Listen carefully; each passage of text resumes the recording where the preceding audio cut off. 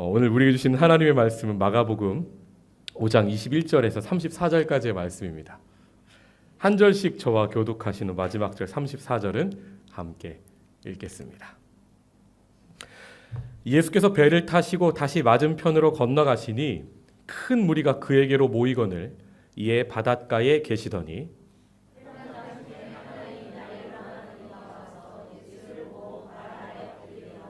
간곡히 구하여 이르되 내 어린 딸이 죽게 되었사오니 오셔서 그 위에 손을 얹으사 그로 구원을 받아 살게 하소서 하거늘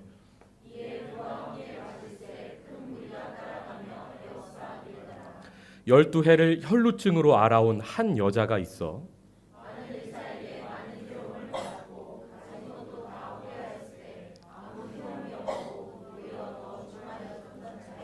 예수의 소문을 듣고 무리 가운데 끼어 뒤로 와서 그의 옷에 손을 대니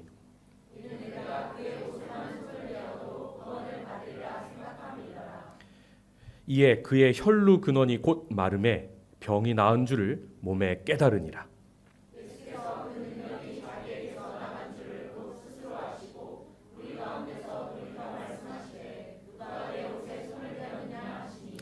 제자들이 여짜오되 무리가 애워싸 미는 것을 보시며 누가 내게 손을 대었느냐 물으시나이까 하되 여자가 자기에게 이루어진 일을 알고 두려워하여 떨며 와서 그 앞에 엎드려 모든 사실을 여쭈니 예수께서 이르시되 내 믿음이 너를 구원하였으니 평안히 가라 내 병에서 놓여 건강할지어다. 아멘. 함께 자리에 앉겠습니다.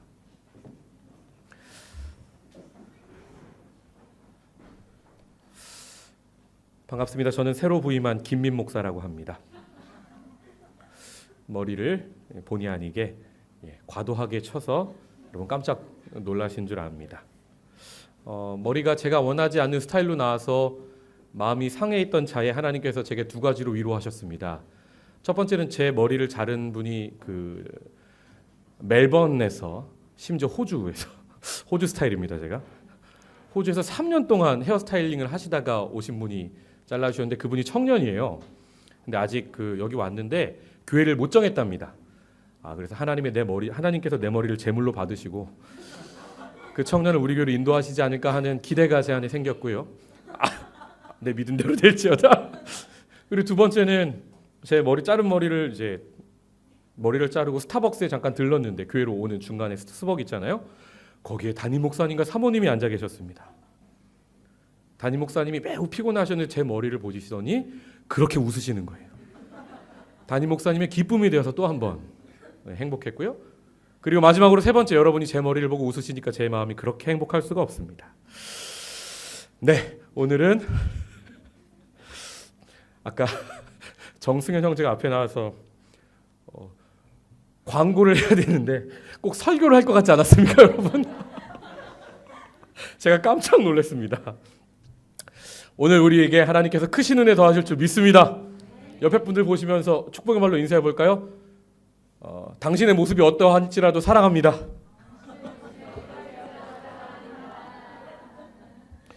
심지어 오전에 주동희 집사님이 저한테 오시더니 머리 얼마에 잘랐냐고. 이게 40불이 넘은 머리입니다, 여러분. 근데 주 집사님이 저를 뭐라고 놀렸는지 아십니까? 내 머리는 6불에 잘랐는데 그래서 웃으셨습니다. 그래서 제가 속으로 말했습니다. 주 집사님은 잘생겼잖아요.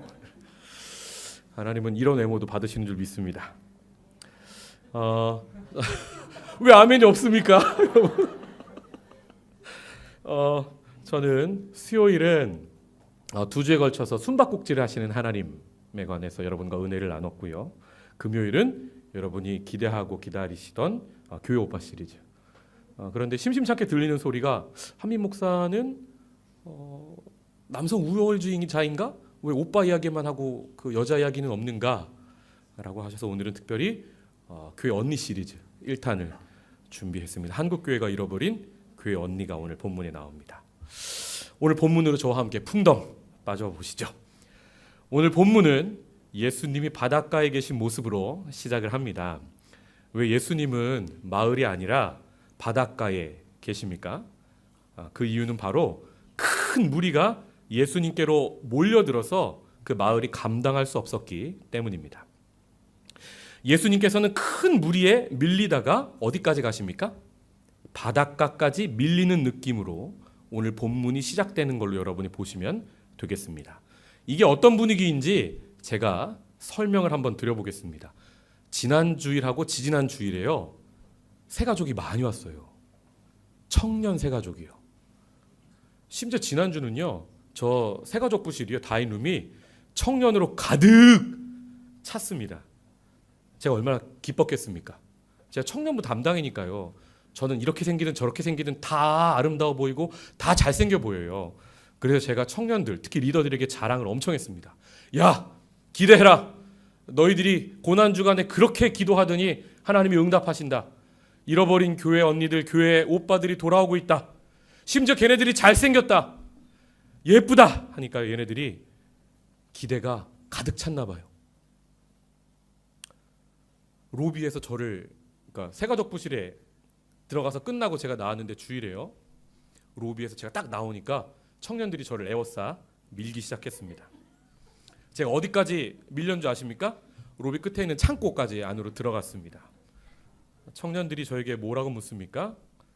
누가 그렇게 잘생겼는지, 누가 그렇게 예쁜지 이름 좀 알려달라는 거예요. 왜 이름 부르면서 기도하게요? 저를 밀었던 청년들이 누구누구인지 저는 이름을 밝히진 않겠습니다. 제가 심지어 그렇게 말씀 전할 때는 저를 에워싸 밀지 않더니 말입니다.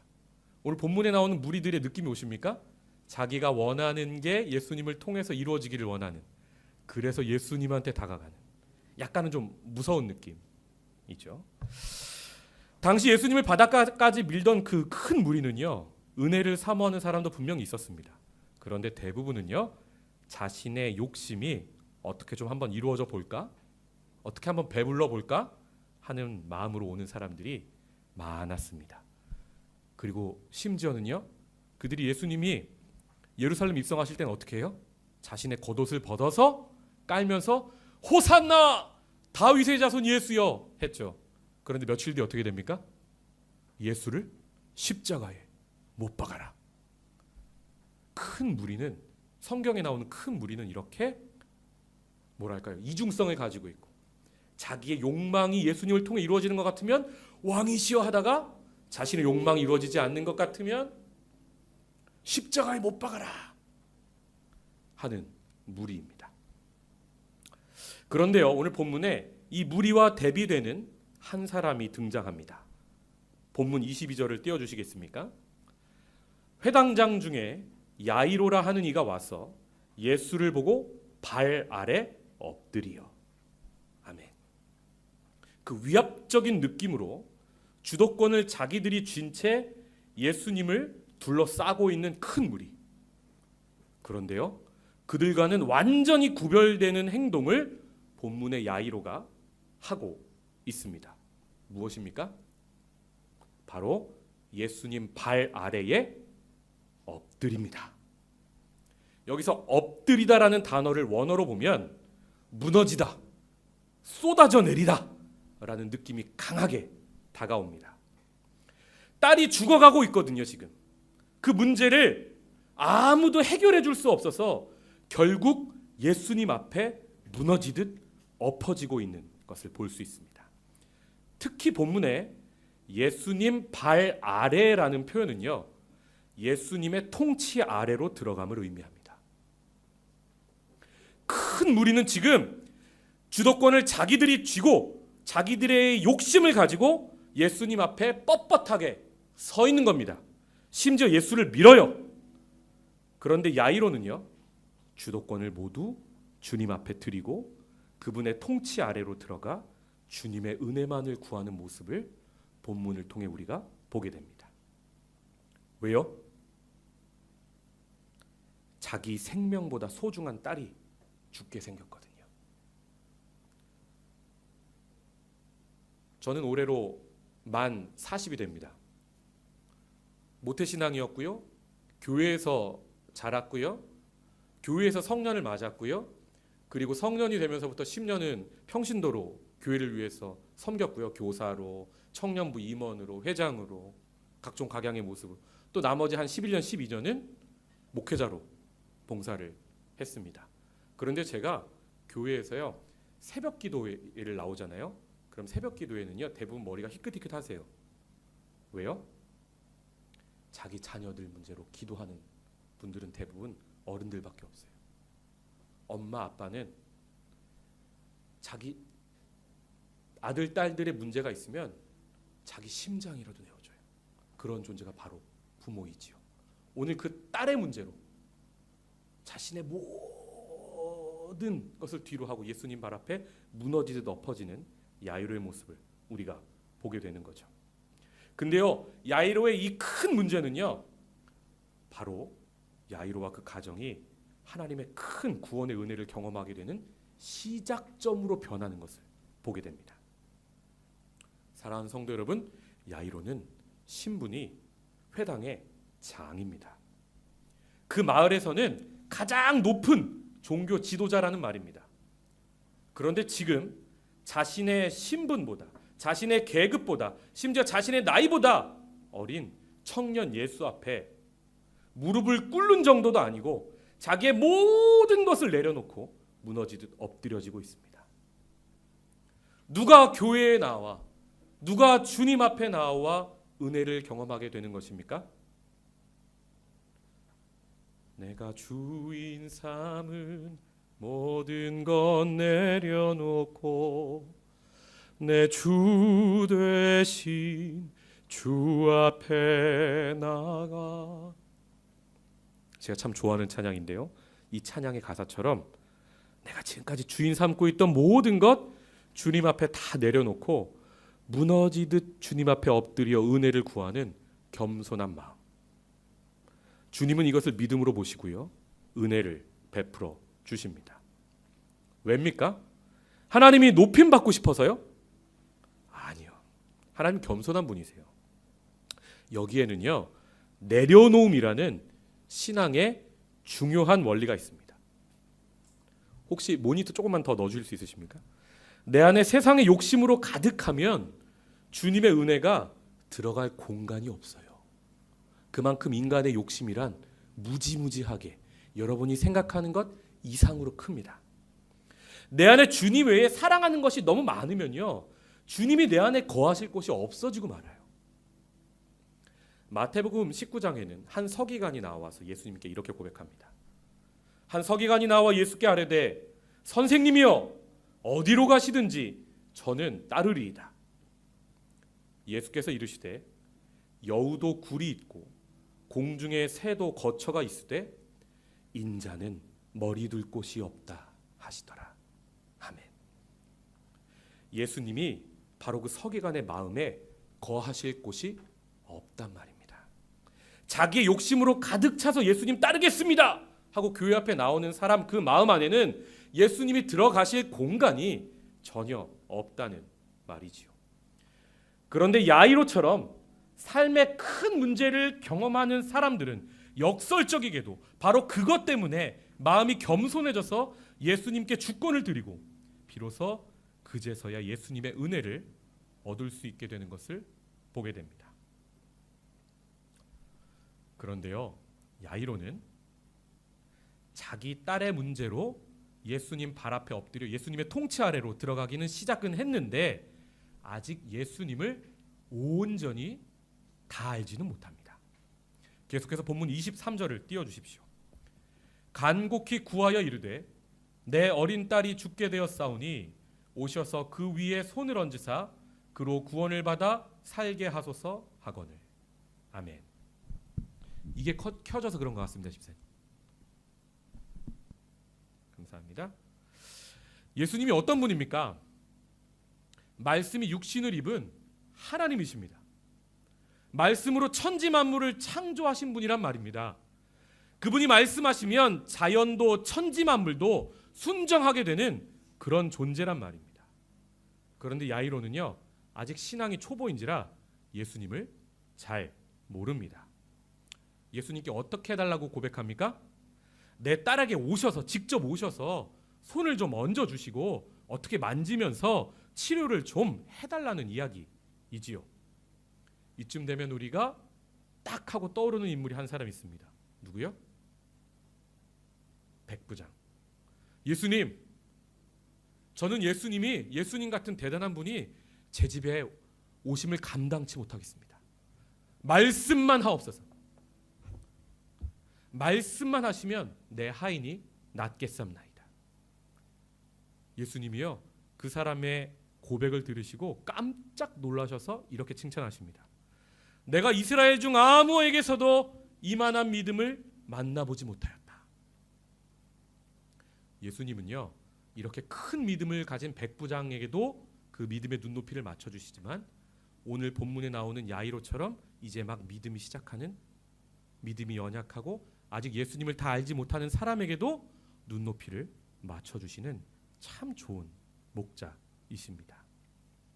그리고요, 예수님이 지금부터 자신이 어떤 분인지 야이로가 알 수 있도록 기회를 주시기 시작합니다. 그 기회가 오늘 본문의 클라이막스, 하이라이트, 바로 혈루증 여인 이야기가 시작됩니다. 5장 24절을 띄워주십시오. 이에 그와 함께 가실새, 야이로와 함께 이제 가십니다. 그 집으로 큰 무리가 따라옵니다. 에워싸 밀죠. 12해를 혈루증으로 알아온 한 여자가 있어 많은 의사에게 많은 괴로움을 받았고 가진 것도 다 허비하였으되 아무 효험이 없고 도리어 더 중하여졌던 차에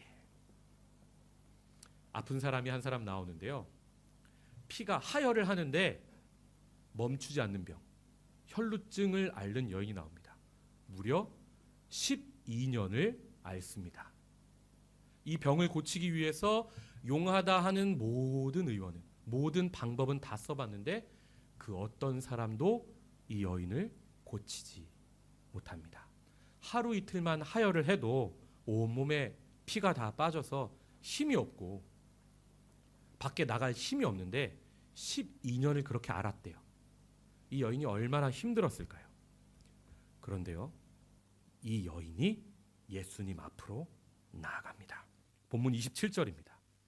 예수의 소문을 듣고 무리 가운데 끼어 뒤로 와서 그의 옷에 손을 대니 이는 내가 그의 옷에만 손을 대어도 구원을 받으리라 생각함일라라. 이에 그의 혈루 근원이 곧 마름에 병이 나은 줄을 몸에 깨달으니라. 아멘. 무슨 일이 벌어집니까? 소문이 그 여인의 귀로 들어옵니다. 그 소문이 여인의 마음에 생각이 되고 묵상이 돼서 그 생각과 묵상은 믿음으로 발전합니다. 내가 이분을 만지면 내가 살겠다. 그리고 그 믿음은 행함이 됩니다. 그리고 그 행함은 구원을 받음으로 역사하는 것을 봅니다. 그녀가 들은 소문이 어떤 소문입니까? 예수님에 대한 아름다운 소문이었습니다. 그 소문을 듣고 여인이 어떤 생각을 합니까? 어떤 믿음을 갖게 됩니까? 아, 내가 그렇게 대단한 분인데 내가 어떻게 감히 그분께 내가 이 말을 걸 수 있을까? 얼마나 바쁘신 분인데 내가 가만히 뒤로 가서 그의 옷자락만 살짝 손을 얹어도 나는 낫겠구나 생각을 하죠. 그리고 어떤 행함이 뒤따릅니까? 큰 무리가 예수님을 에워싸 밉니다. 여기 청소년들도 있는데요. 여러분이 좋아하는 BTS, 여러분이 좋아하는 트와이스, 여러분이 좋아하는 그 잘생긴 아이돌들이 지금 여기가 콘서트 현장이라 하고 한민 목사가 아니라 그 사람이 여기 있다고 생각해 보십시오. 여러분이 지금 이 자리에 그대로 앉아 있겠습니까? 에워싸 밀기 시작하죠. 이만한 인원, 지금 앉아 계신 300명 정도만 있었을까요? 아니요. 3,000명, 3만 명이 모입니다. 그런데 여기서 힘이 가장 센 분이 누굴까요? 우리 효윤 형제님, 주동희 집사님 같은 분도 저 끝에서부터 이 끝까지 그 아이돌을 만지러 마음을 먹어도요 못 와요. 힘이 아무리 세도요. 그런데 12해를 12년을 하혈했던 여인이 그 무리를 뚫고 예수님 앞에까지 왔다는 거예요. 여러분, 행함이 없는 믿음은 죽음의 믿음입니다. 어떤 행함이에요? 목숨을 걸었어요. 사람의 치다 밟혀 죽어도 나는 예수님 만나야겠다는 거예요. 이 정도 결단을 했다는 거죠. 그리고 무슨 일이 일어납니까? 정말 거의 죽기 일보 직전이었을 것 같아요. 제가 아무리 이 본문을 묵상해봐도 죽기 일보 직전에 예수님 뒤에까지 와서 옷에 손을 댑니다. 터치. 무슨 일이 벌어집니까? 그 즉시로 피가 흐르던 그 근원, 병의 근원이 말라버리는 겁니다. 그런데 여기서요, 병이 나은 것보다 저는 더 놀라는 본문이 시작됩니다. 예수님이 가시던 바쁜 걸음을 멈추세요. 그리고 상황에 맞지 않는 말씀을 하시기 시작합니다. 본문의 30절입니다. 예수께서 그 능력이 자기에게서 나간 줄을 곧 스스로 아시고 무리 가운데서 돌이켜 말씀하시되 누가 내 옷에 손을 대었느냐 말씀하십니다. 사랑하는 성도 여러분, 예수님께서 여인이 구원을 받았으면 지금 회당장 야이로의 딸이 죽어가고 있어요.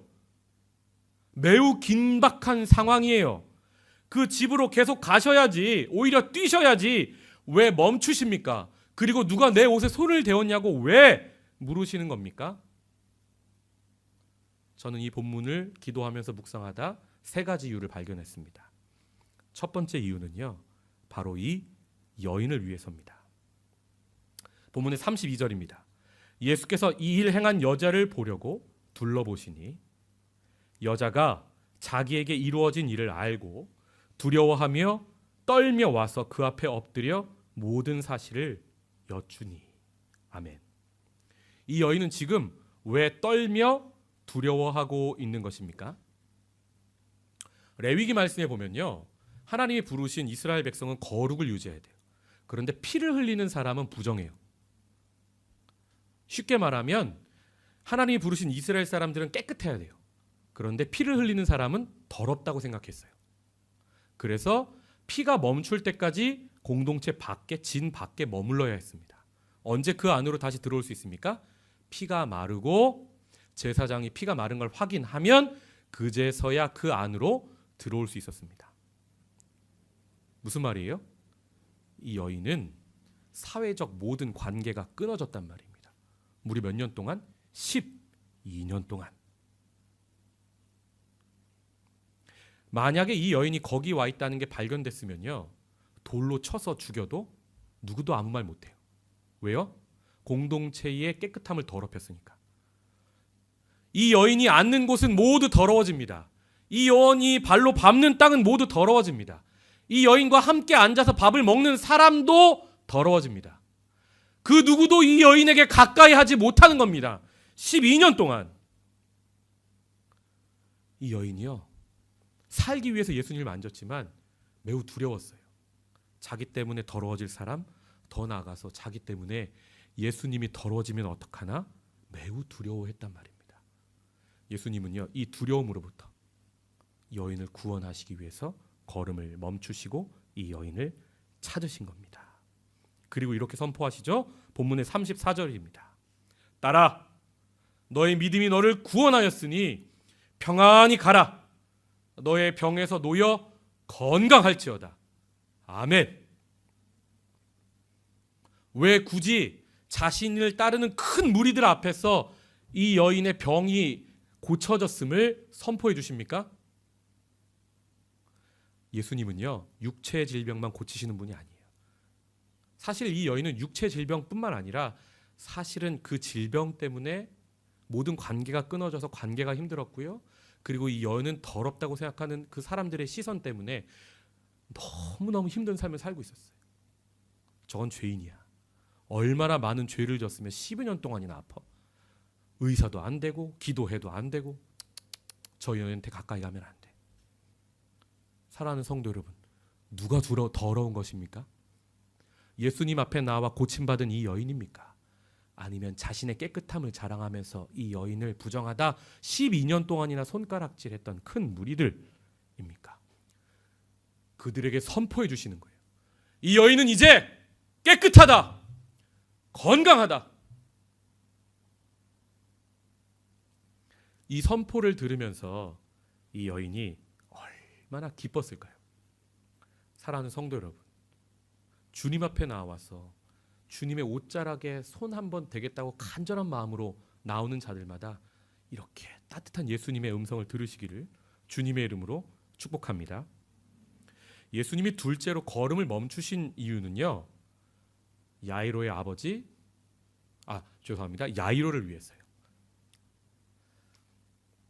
야이로가요, 문제가 급해서 상황이 급박해서 예수님 앞에 무릎을 꿇기는 했지만 예수님을 온전히 알지는 못해요. 그 믿음이 딸을 구원하게 할 만큼 그 분량에 이르지는 못했단 말입니다.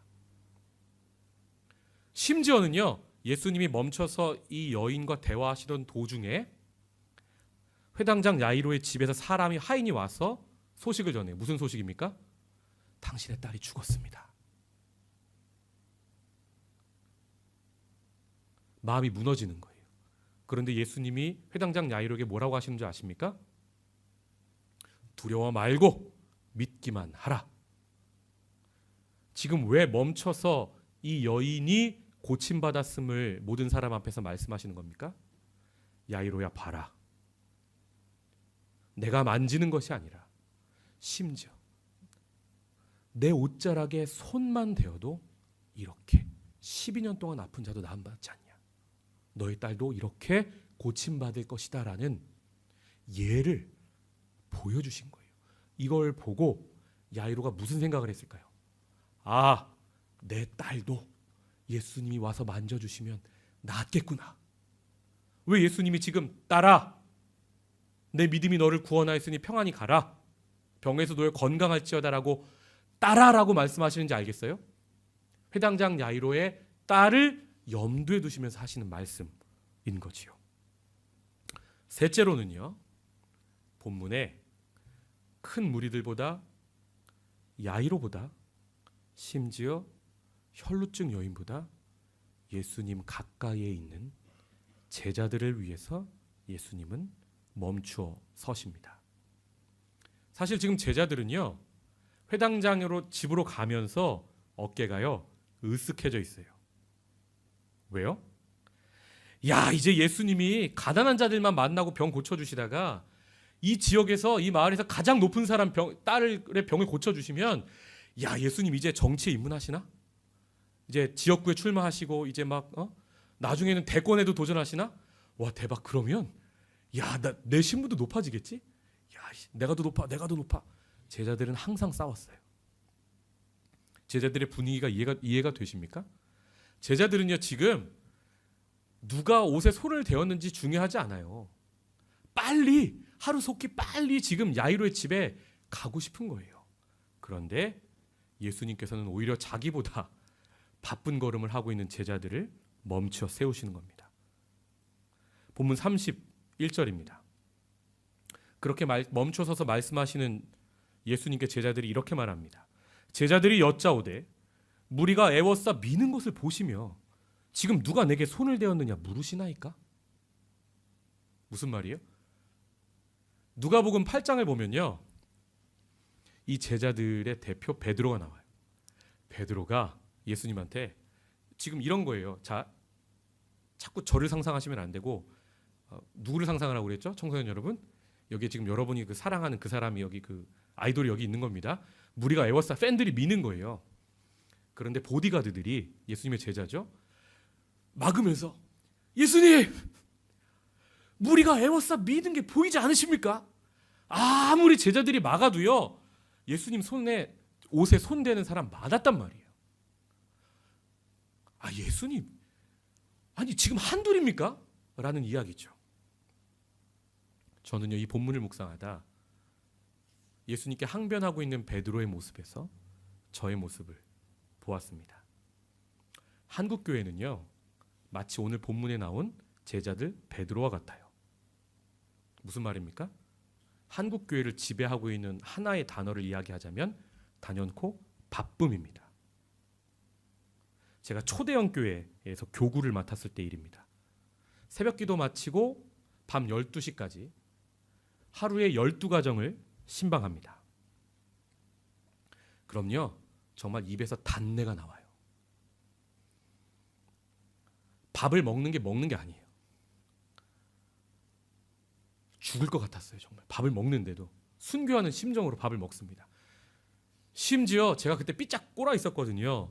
아이고, 우리 젊은 교역자가 오셨다고 사랑이 많으신 권사님들이 음식을 상다리가 휘어지도록 대접을 하시는데 그거 남길 수 있습니까? 남기면 안 되죠. 믿음으로 웃으면서 먹는 겁니다. 음식이 여기까지 차도 먹는 거예요. 그리고 기도해 주는데요. 그냥 기도하고 못 나오겠어요. 예수님, 뭐 몇 가지 기도하고 그냥 못 나오겠어요. 한번 기도하면 그렇게 눈물이 나는 거예요.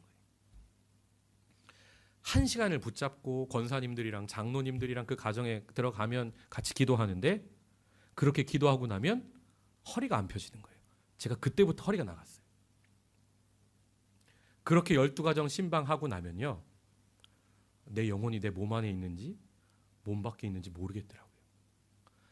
그렇게 바쁘게 회당장 야이로의 집에 가는 제자들처럼 목적지향론적으로 누구 만나야지 스케줄이 너무 바빠요. 그러니까 그 안에 정작 내가 만나야 돼. 우리 교회 안에서 지극히 작은 자 하나, 지금 시험에 빠져서 힘든 자 하나, 오늘 본문에 나오는 혈루증 여인같이 예수님 옷자락을 만져야 될 그 사람에게 내 바쁜 사역의 걸음을 멈추고 시간을 내줄 시간이 없더라고요. 제가 이 본문을 묵상하다가 베드로의 모습에서 저를 봤어요. 그리고 그 교회를 사임하게 되었습니다. 사랑하는 성도 여러분, 한국 교회는요 지금 세미나 병에 빠졌어요. 왜 세미나를, 저도요 교육전도사 한 12년 동안 제가 이수한 세미나만 몇 개인 줄 아십니까? 어마어마합니다. 전도 관련 세미나, 제자 훈련 세미나, 무슨 세미나. 제가 심지어 알파 코리아 강사였어요. 청소년들. 알파는 이렇게 하는 겁니다 하고 목사님들, 전도사님들 알려드리는. 근데요. 프로그램이 중요한 게 아니더라고요. 프로그램이 사람을 변화시키는 게 아니에요. 심지어 작은 교회들이요. 대형 교회 프로그램들을 배워와서 돌리잖아요.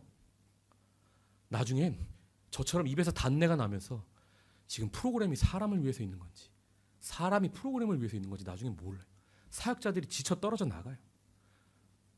한국교회 중소 작은 교회들이 대형 교회 흉내내다가 다 지쳐서 쓰러지더란 말입니다.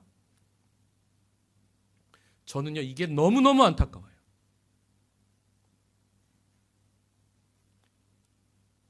저는요 우리 교회처럼 작은 교회가 너무 좋아요. 우리 교회처럼 한 300명 정도 되는 작은 교회가 너무 좋아요. 오늘 오전에 비가 어마어마하게 막 많이 내렸잖아요. 근데 점심시간에 목사님하고 교회에 계셨던 성도님들하고 근처 식당으로 가서 밥을 먹는데요. 비가 오고 날씨가 꾸리꾸리 하잖아요. 그러면 사람들이 멜랑꼴리하고 뭔가 우울해지고 뭐 슬픈 노래를 들어야 될 것 같잖아요. 근데 그게 아니라 식탁 교제를 하는데 웃음꽃이 빵빵빵빵 터지는 겁니다.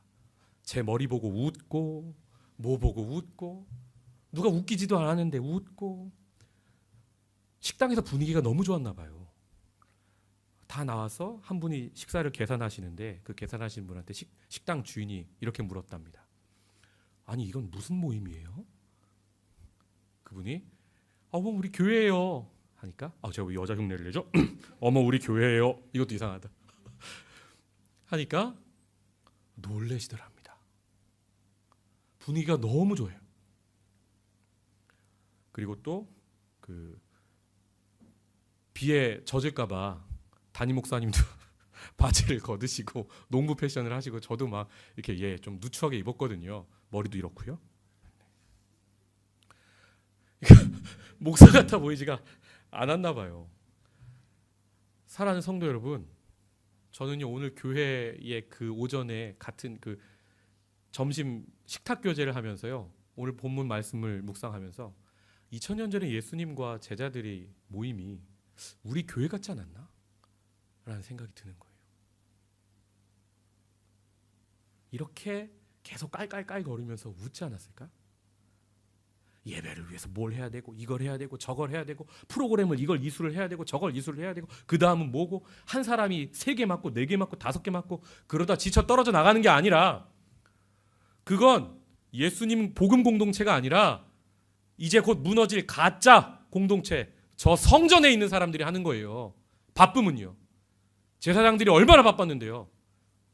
재물을 가져오면 각을 떠야 되고 피를 흘려야 되고 어떻게 해야 되고 이건 이렇게 해야 되고 저건 저렇게 해야 되고 철저한 예법과 예식과 절차와 규례와 법도와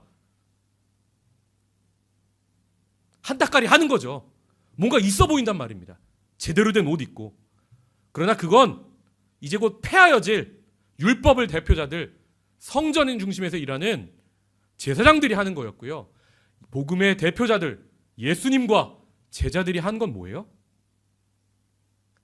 지극히 작은 자 하나에게 그 사람을 위해서 내 바쁜 오늘의 걸음을 멈춰 주는 거예요.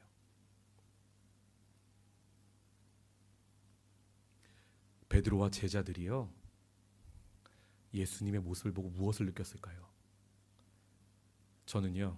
이 모든 사역이 다 마치고 이 마지막에는 그 야이로의 집까지 가서 달리다 쿰 소녀야 일어나라 잡아 일으켜서 그 죽었던 소녀가 살아납니다. 그렇게 오늘 이야기는 끝이 나요.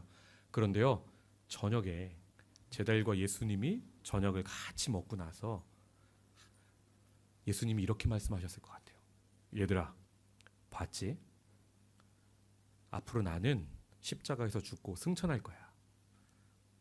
그런데 너희들이 앞으로 이룰 교회는 너희들은 사역 이렇게 하는 거야.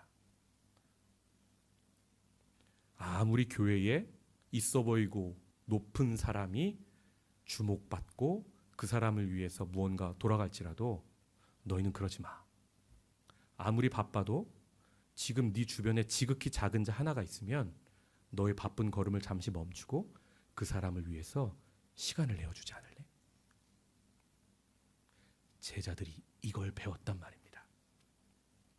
그리고 예수님 죽으시고 부활하시고 승천하셨죠? 그리고 초대교회에서 무슨 일이 있었는지 아세요, 여러분? 베드로, 예수님 지금 무리가 애워싸 밉니다 했던 베드로요. 기도하니까 죽은 자가 살아납니다. 심지어 그 베드로의 옷에 손을 대려고 아픈 사람들이 다가가요. 왜요? 나으니까. 심지어는요, 사도들이 지나가는 그 그림자라도 자기가 스치려고 사모하는 심정으로 나오더란 말입니다. 죽은 자까지도 살리는 어마어마한 기적의 시작이 무엇입니까? 바쁨을 잠시 멈추고 지극히 작은 자 하나에게 내 시간을 내주는 것.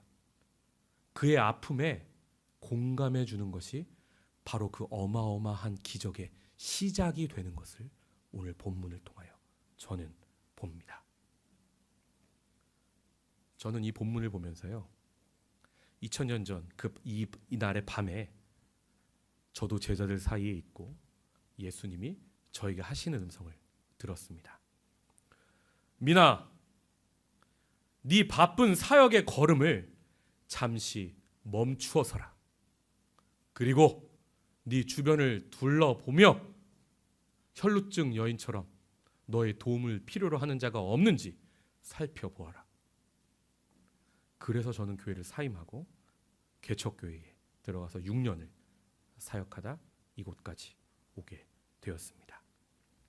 사랑하는 성도 여러분, 오늘 본문의 말씀이 저와 여러분에게 그리고 우리 교회에게 주시는 은혜가 있으시기를 주님의 이름으로 축복합니다.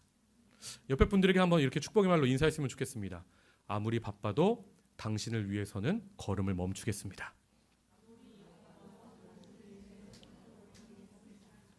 아멘. 이 시간 기도할 때 찬양팀 나와주십시오. 다 함께 기도하겠습니다.